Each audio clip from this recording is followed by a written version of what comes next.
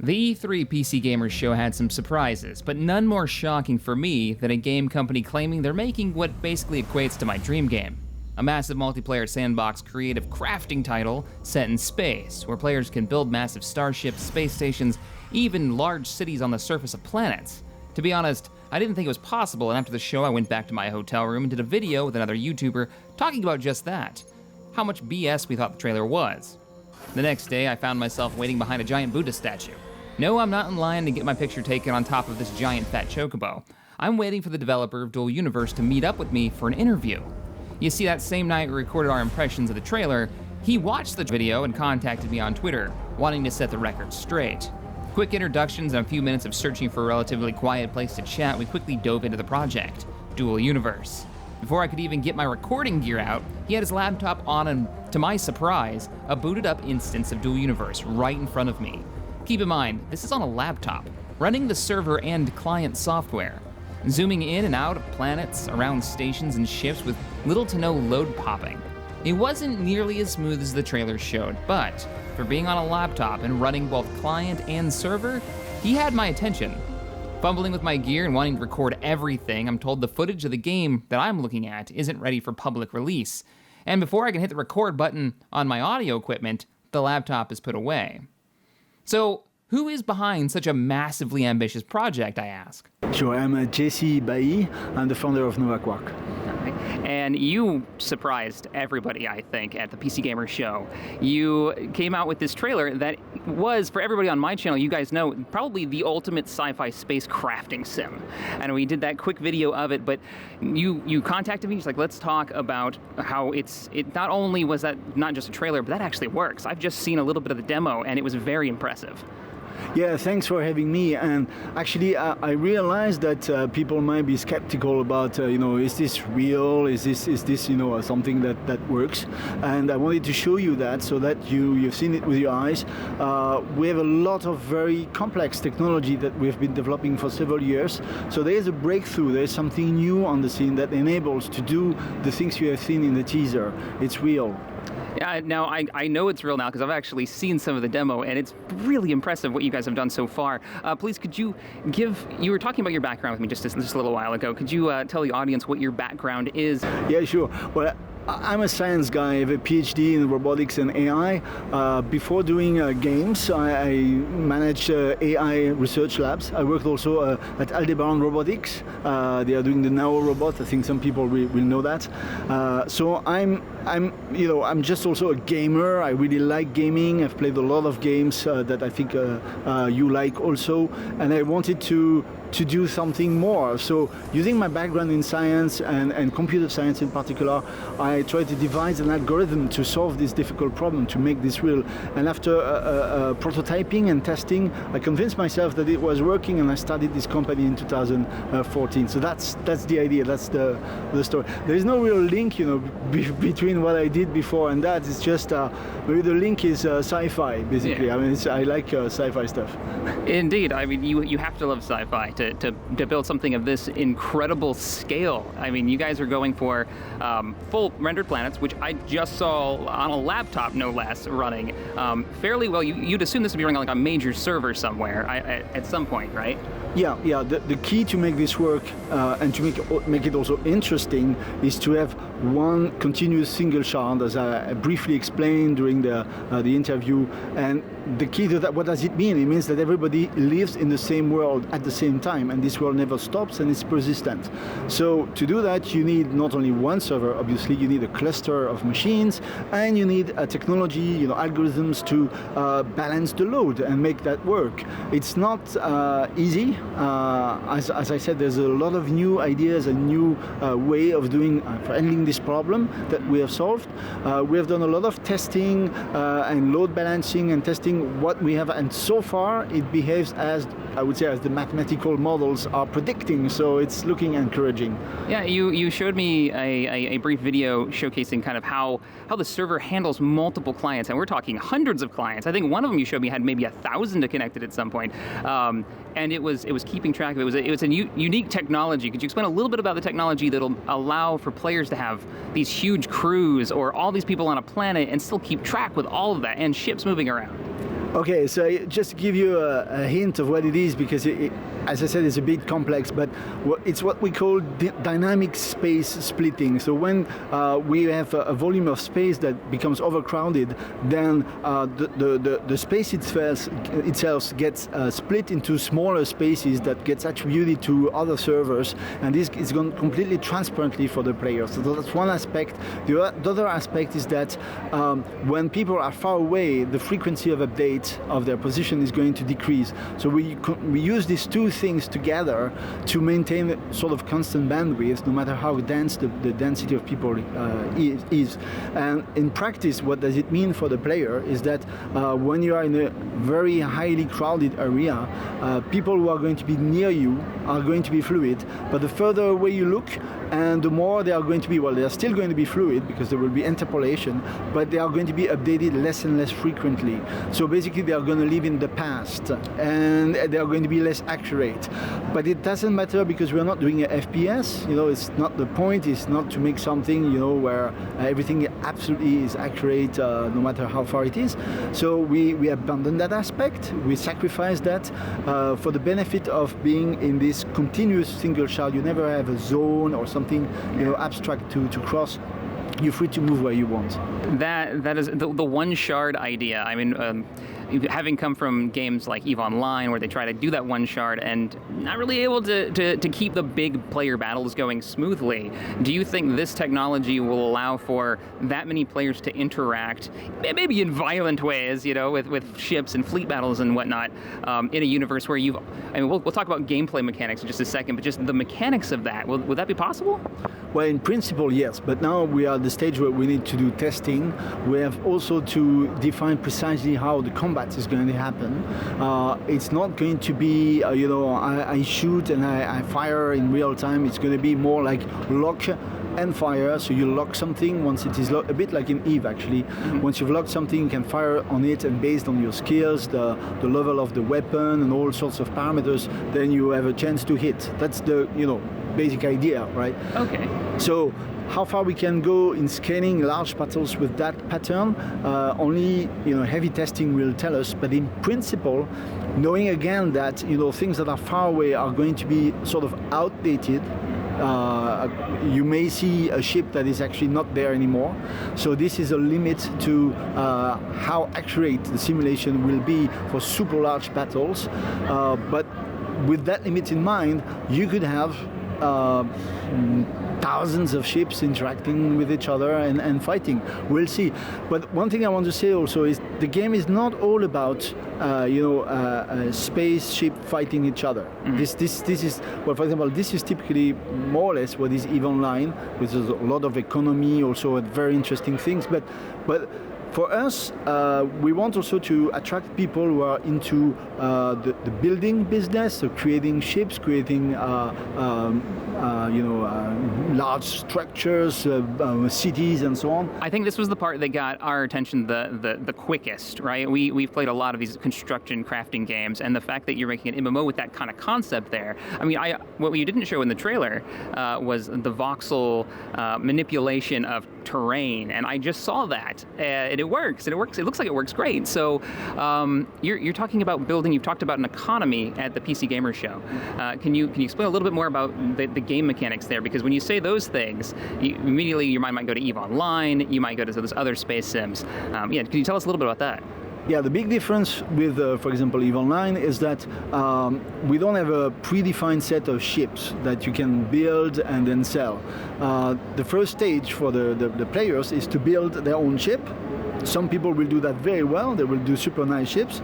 And once you have done one ship, tested it works, it's nice, you can actually make a blueprint, and from that blueprint you can actually copy this ship with factories and make several copies of it. You can actually even not manage yourself the copying process, so you just design the ship, you make the blueprint, and you sell the blueprints to industrial people who are going to manufacture it, but it's not your problem. So you have a kind of real reproduction of how the real economy is working, from collecting resources, transforming them, having innovation to craft new things, and then selling it. But at the end of the day, you sell your ship, or somebody else sells your ship, and you have a real market that people can actually create. So you can set up a market anywhere you want, compete with other markets. There will be fees that you can set to make them more or less attractive and so on. And based on that, your ship is going to sell or not. And that will define whether your ship is seen everywhere, or if it's just a failure and your thing doesn't interest people. And everybody wants to fly in a nice ship, right? Mm-hmm. So I expect that in the long run, you will see mostly cool stuff going around, because that's what's going to prevail. If you build your own car, in the real world, I mean, you might be able to do a car, but that's not what you see in the streets, right? You see the commercially successful car made by big companies and so on. Yeah. So I think the same thing will apply. Some people will make their custom ships and there will be so and so, but most of the ships you will see will be made by specialized players who are good at that. Okay, so the way that you've described it so far, to me, it sounds like not just for ships, but you're gonna grow a full economy. People are gonna take on the roles that they want to play. Maybe you want to mine all the time. You want to be that miner, like a lot of people do in EVE. I'll never understand it, but they do it. But okay, you wanna mine. You sell your resources maybe, and there's gonna be some type of obviously a currency, and then you can break into the different roles you may want to do. So maybe transportation, and you get the transport ship, and the ships will have different statistics to play those roles. So transport. You're going to want a big cargo hold, maybe? Yeah, for sure. You have to realize that there is no such thing as a ship, as an entity really in the game. It's you build something that flies and have certain properties, and you will call it a ship, because that's what it, obviously what it is. But if you have a problem which is to transport a lot of matter from one point to the other, then you have to design the ship that is large enough with large containers in it. But then of course it's going to be heavy. So because everything is physically based, you will have to put bigger engines to move it. Or if you want, you can put medium-sized engines, but it's going to be very slow. But then you're not going to be competitive with other guys who have a bit faster ships to move things around, and so on and so on. So there will be a lot of emergent gameplay where balances and equilibrium form themselves through the needs and the competition that is constant in the game. Again, like the real world economy. Mm-hmm. Nobody is really setting the rules, except if you're in a communist economy, I suppose. But you know what? People could actually devise a communist economy if they want in dual universe, and it's really open. That is really cool. So you've talked about having an economy that actually builds on the gameplay, this emergent gameplay, people being able to take on the roles and build these groups. I wouldn't say guilds, but alliances, corporations, whatever you want to call them, to work together toward whatever their goal is. I guess that they just come up with. It's a fairly large sandbox, is what you're describing. Yes, it's large, but at the same time, if you think about it, we don't create content, or it's going to be marginal or kind of things to bootstrap, to help people to begin. But we don't really create content, and that's actually making basically the cost of the game much lower. If you look at other space sims where you have all these beautiful ships, all these fantastic stations and so on, somebody has to do that. Somebody has to be paid, and we're talking about sometimes hundreds of people, hundreds of artists making that. So it's another model that we have in mind, where we let people create what they really like. Not everybody will be a builder, as I said. Some people really like to do it, and if you look at Minecraft or EverQuest Landmark, you can see how amazing things people can actually create. So some people will be very good at that, and they will create the content, it will get selected and so on. So at the end of the day, it is less ambitious in a sense, because what we do is just putting building blocks. Yeah. You talked about guilds, corporation, etc. Even that we don't put in the game explicitly. We put the concept of organizations, which is a generic template that you can specialize into a nation, into a city, corporation, whatever you want. So we try to generalize all these things into something that can be fine-tuned. So I don't know, people want to call that a nation, fine, but we don't actually define that, and we let people define what they really want to do. There's no limiting factors to basically what they can do with this group mechanic, that it can go as small or maybe as large as they want to, right? Yeah, no limit. If you want to know more about that, There's a huge amount of information on our dev blog. There's one dev blog which is dedicated to organizations that explains how it's organized with a legate on one side, members on the others, how this is organized, and so on. Well, I'll put a link in the description below for anybody who wants to get really in-depth, read the dev blog. I'm definitely going to be going in deep with it, and I know I'm going to be doing more content on this title for sure. Dual Universe is, you guys are shooting for pretty much what me and I know Wasted in that last video they did have been talking about for going on years now. That space sim, giant sci-fi where we can do whatever the hell we want basically. So it sounds really cool. So let's get back to what you've got working right now. Have you gotten to the point where you've got the servers running? You've got multiple people on ships that are moving in the space. What have you tested so far in the process you've made so far? So far, and I want to be completely transparent, today we have the technological ground on which we can build the gameplay. We have a gameplay now implemented for building, so you can actually shape the ships that you're making the way you like. So you have different tools for modifying the shape of the voxel, smoothing, things like that. We still need to do a lot of polish to make this really, really good. But that's what we have, and of course all the procedural generation of the planets, all the server technology and the things I mentioned. And this is now the time where we start to build up the gameplay about exploration, about scanning for minerals, about market, and later on about combat, about territory and all these things. But the way I see things is that the really hard part, which is something that I would say you will not solve with a lot of money and a lot of time easily, is the technology part. That's what we started with. And now we have this ground, this solid ground on which we can build the gameplay. The gameplay is not easy, but if we have the proper support and the proper time, I'm confident we can actually implement it and get moving forward on this technological ground that changes everything, because it allows this kind of gameplay that we've been talking about. One of the questions I definitely wanted to ask you was, and you mentioned it real briefly in the PC Gamer show, was the way that gameplay is going to, it's got to balance itself in a way. I think you mentioned it was going to have some type of like dynamic, like what stops a player from just running off to the edge of space and keep on going? Is there going to be something there that might push back for claiming territory? The same idea. A group of players going to just grab up everything? What's the... The limit is going to be his time, because there is no free lunch in this world. You cannot just teleport yourself at the edge of the universe.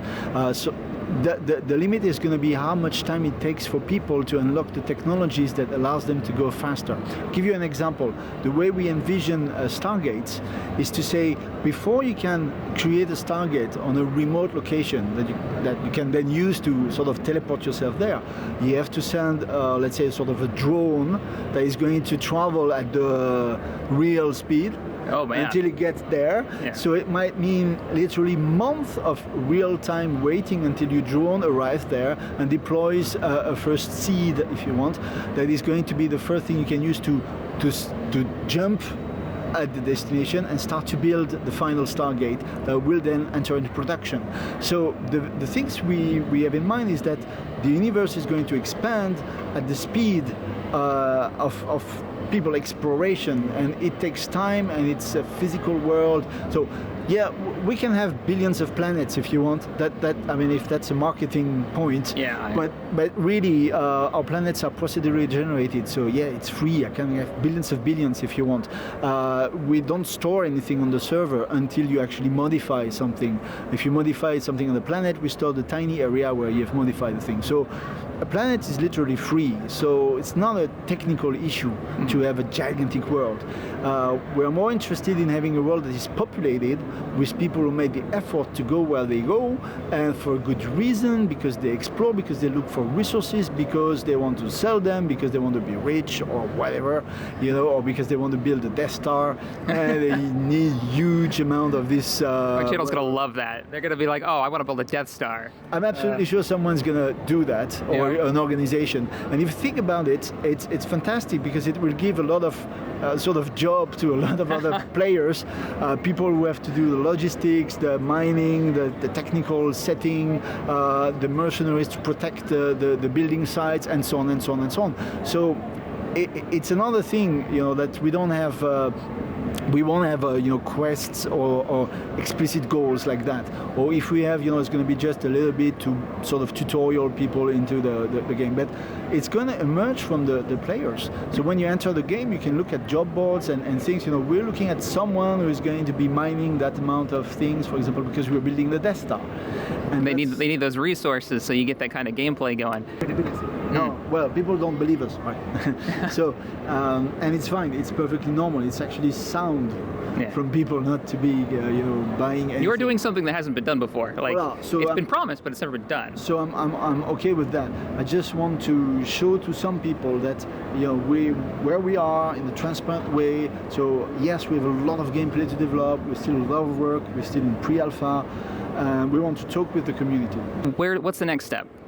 The next step is obviously the alpha, and we are targeting the beginning of 2017 to have a closed alpha with a few people testing. So we're going to go very smoothly, slowly, and carefully.